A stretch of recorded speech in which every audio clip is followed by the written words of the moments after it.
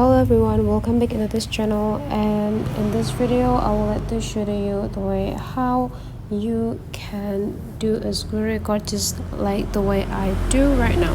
So screen recording could be record every activity that you do on your screen on your phone, and basically if you want to do screen record with your phone on iPhone, you just need to take a look on this top right side here and swipe it into downside, and you will got this type of icon. So this is the tools that you can use to record the screen.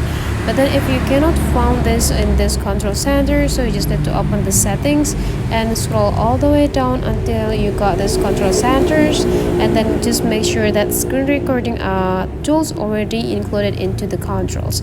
If you cannot find this, you just need to open the more controls and click the plus button here to move the screen recording from more controls to included controls.